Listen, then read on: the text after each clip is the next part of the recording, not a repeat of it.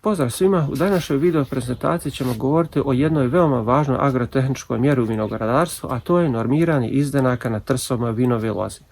Kod normiranja izdanaka rukovodimo se općim pravilima, a to je da ostavljamo onaj izdanak koji ima cvijet, zatim uklanjamo, odnosno odstranjujemo one izdanke koji imaju nepovoljan položaj, da li se nalaze desno, lijevo, ispod. Ostavljamo onaj izdanak koji je okomit i koji ćemo najjednostavnije vezati za prvu žicu. Naprimjer, može da se desi da imamo kvalitetni izdanak koji se nalazi ili sa strane ili ispod, ali ne možemo da ga vežemo za prvu žicu i on se odlama.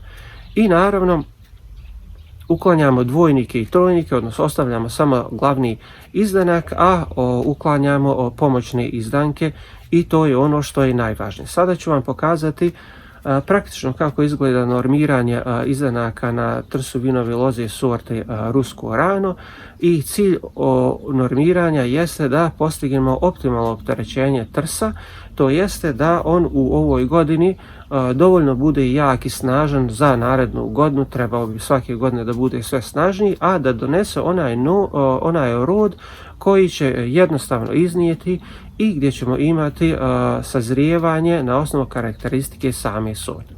Pozivam vas da ostanete dalje s nama uz ovu video prezentaciju, vidite kako izgleda normiranje trsova vinove loze izdancima. Prvi izdanak koji ostavljam, to će biti onaj koji ide na zamjenu. Ovo su slabi izdanci,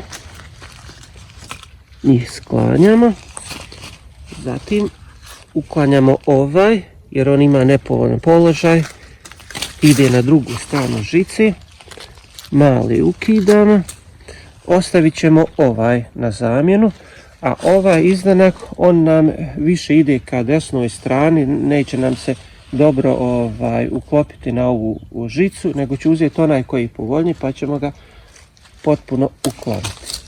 Također ovaj mali uklanjamo ovaj i ovaj dvojni, a ovaj možemo da vežemo. Također ostavit ćemo i ovaj ukoliko nam bude falio za zamjenu. Dalje idemo, uklanjamo ovaj mali, ali uklanjamo i ovaj iz razloga što previše je blizu ovom izdanku. Zatim uklanjamo ovdje ovaj mali. Ovaj ovdje je jako dobar i njega možemo vezati za ovu žicu. Uklanjamo ovaj mali i ovaj isto jer on ima nepovoljan položaj. Zatim ovdje vidimo imamo dva izdanka, uklanjamo ovaj, a ovaj ćemo vezati.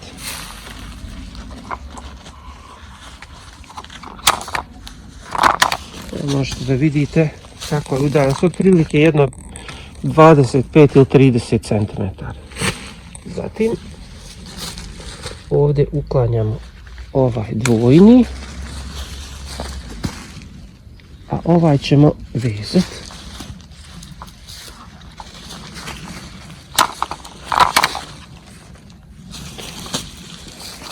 Zatim uklanjamo ovaj jer je previše blizu i ova sve tri.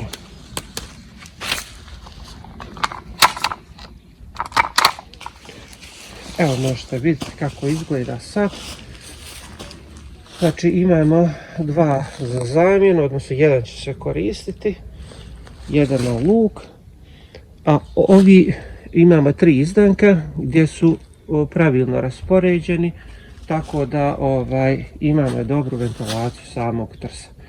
Ovdje ćemo na ovom dijelu špalira ostaviti 4 izdanka i ostavit ćemo na kraju 4 grozda. Sada ćemo preći na onu tamo stranu pa ćemo iznormirati i ovaj dio. Na ovoj strani ćemo ostaviti prvo izdanak koji ide za zamjenu. Da se malo bolje vidi, uklanjamo ovaj, on je slab. Zatim ovaj. Zatim ova dva. A ovaj ćemo ostaviti. Njega možemo odmah privezati. Naravno, nisam na početku spomenuo, uvijek ostavljamo izdanke koje imaju na sebi cvijet. Mada ovo je sorta takva da svaki izdanak ima cvijet, ali ukoliko trsi, odnosno takva sorta da negdje imamo cvijet, a na nekom izdanku nema cvijet, dajemo prednost onaj koji ima cvijet. Znači ostavljamo ove mali, njih ukidamo, ova dva su previše blizu, njih ukidamo. Ovi su mali, njih oba dva uklanjamo. Ovdje imamo 3, uklanjamo 2 mala, a ovaj vežemo. Zatim idemo dalje. Ovdje uklanjamo ova 3, jer su na nepovoljnom položaju. Ovdje uklanjamo ovaj mali, a ovaj vežemo. Zatim ovaj dole, on je nepovoljan položaj, on ide dole, njega ukidamo i ovaj. Ovdje vidite da imamo 3. Uklonit ćemo ovaj. Zatim uklonit ćemo i ovaj, jer ide dole, mada bi on mogao da se veže ovako. Možemo njega ostaviti jer on bolji od ovog.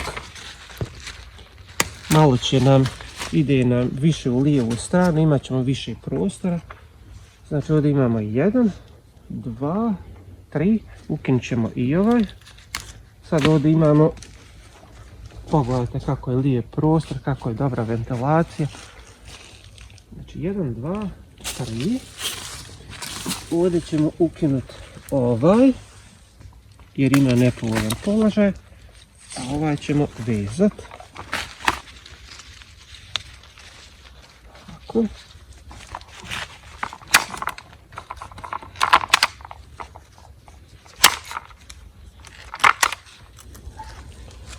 Zatim s ove strane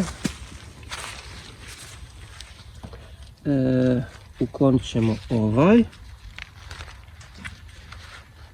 Treba nam jedan što bliže žici. Ostavit ćemo ovaj. Pardon, njega ćemo ukloniti, a ostavit ćemo ovaj. On nam je ispod žice. Kao što se može vidjeti, kad bude sljedeće godine rezidba, njega ćemo ostaviti na luk. Imamo ovaj ukidamo, a ukidamo i ovaj. On je dobar, međutim previše je blizu. Njega uklanjamo, a ovaj vežemo. Možemo ga Igor svezati. Zatim uklanjamo ovaj.